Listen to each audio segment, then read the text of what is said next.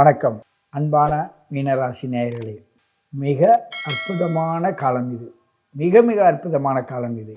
ஏனென்றால் நீங்கள் பட்ட இன்னல்களுக்கு ஒரு முடிவு வருகின்ற காலம் இது. ஏன் என்ற கேள்விக்கு, தன்னாலேயே தனக்கு ஏற்படுகின்ற ஒவ்வொரு விஷயத்தையும் நன்கு உணரக்கூடியவர்கள். அதில் ஊருக்கெல்லாம் ஒன்று நடக்கும், ஆனால் உங்களுக்கு மாத்திரம் தனிப்பட்ட முறையில் நடக்கும். நடக்கிறது எல்லாமே பாதகமாக இருக்கும். அந்த பாதகத்திலும் நான் வாழ்ந்துதான் ஆக வேண்டுமா என்ற கேள்வி கேட்கின்ற நிலைமையில் இருப்பீர்கள்.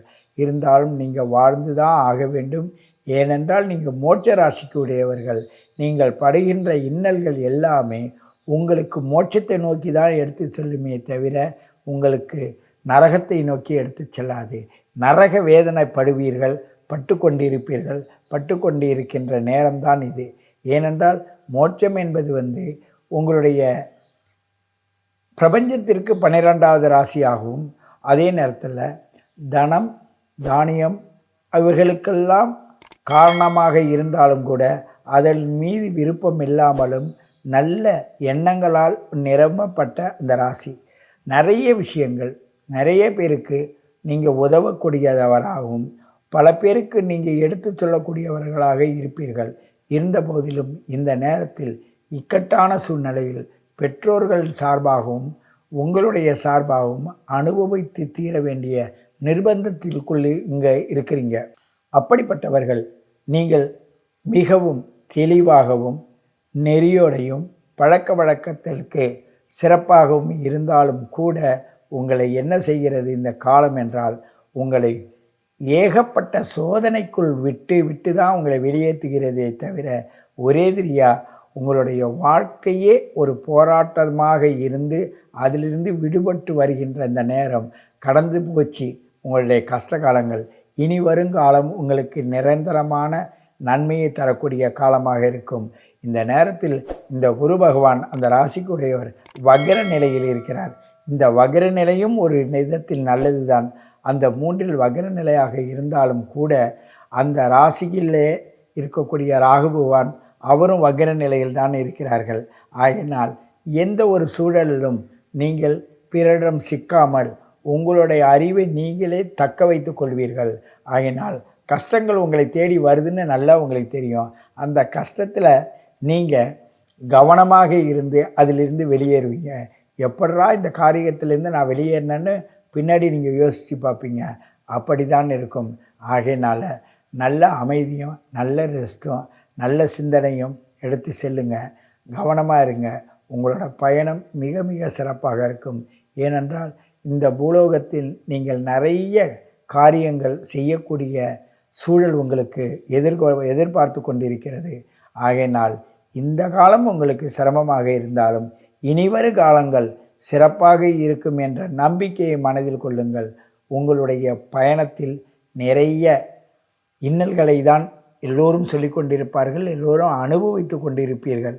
அப்படி அனுபவித்து கொண்டிருப்பவர்களுக்கு உங்களுடைய பிறந்த ஜாதகத்தின் வலிமையை கொண்டு உங்கள் மூதாதையர்கள் செய்த தான தர்மத்திற்கு ஏற்ப அறிவு சம்பந்தமான விஷயத்தில் நீங்கள் உயர்ந்த நிலைக்கு போகின்ற பக்குவ நிலையை தான் இப்பொழுது நீங்கள் வரக்கூடிய சூழ்நிலையை எதிர்பார்த்திருப்பீர்கள்.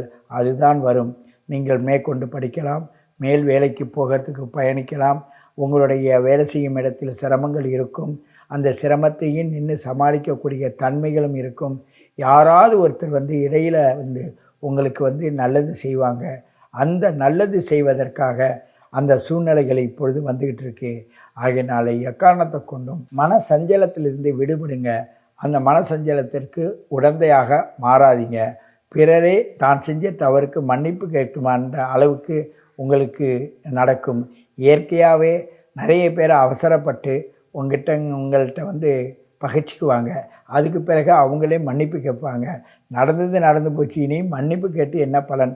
ஏன்னு கேட்டால் அவங்க அந்த பாவத்திலேருந்து விடுபட முயற்சி பண்ணுவாங்க. இருந்தாலும் அவங்களுக்கு சேர்ந்த பாவமே.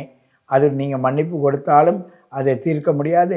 அவர்கள் அந்த இடையூறுக்கு அவர்கள் பின்னாடியே அனுபவிப்பார்கள் என்பதை மட்டும் நீங்கள் உணருங்கள். உங்களுக்கு அந்த பழி வாங்கும் நோக்கமோ இல்லை பிறருக்கு கஷ்டம் கொடுக்குற நோக்கமோ உங்களுக்கு அறவே இருக்காது. அப்படி இருப்பது என்னென்னா, அவங்களுடைய அறிவுத்திறன் நல்லா இருந்து இவங்க ஏன் இப்படி இருக்கிறாங்கன்ற ஒரு எண்ணத்துக்காக, அந்த அறிவின் நல்ல செயலுக்காக நீங்கள் போராடுவீர்களே தவிர, அவர்களுடைய அறியாமையை நினைத்து வேதனைப்படுவீங்க. நீங்கள் யாரையும் வேகப்பட்டு பேசினாலும் கூட பொதுவாகவே ராட்சச குணத்தில் பிறந்தவர்கள் வேகப்பட்டு பேசுவார்கள்.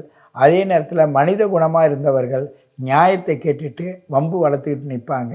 அதே தேவகுணத்தில் பிறந்தவர்கள் எல்லாருக்கும் நடக்கிறது ஒன்று, எனக்கு ஏன் இப்படி நடக்குதுன்னு தெய்வத்தோடு தன்னுடைய எண்ணத்தை ஒப்பிட்டு கொண்டு இருப்பீர்கள். ஆகையினால் ஒவ்வொரு ராசியை நான் பலன் சொல்லும்போதும் நீங்கள் எந்த குணத்தில் பிறந்தவர்கள், இன்று அந்த நட்சத்திரத்தில் உங்களுடைய வளர்ச்சியில் எந்த நட்சத்திரத்தின் சாரத்தில் இருக்கிறது, அதற்குடைய குணம் என்ன, அந்த குணத்திற்கு ஏற்ப தன்னை மாற்றி பார்த்து கொள்ள வேண்டும் என்று வேண்டிக்கொண்டு உங்களிடந்து விடைபெறுவது உங்கள் சிதயோகி பேரம்பலவாணன். மீண்டும் சந்திப்போம். வாழ்க வளமுடன், வாழ்க வையகம்.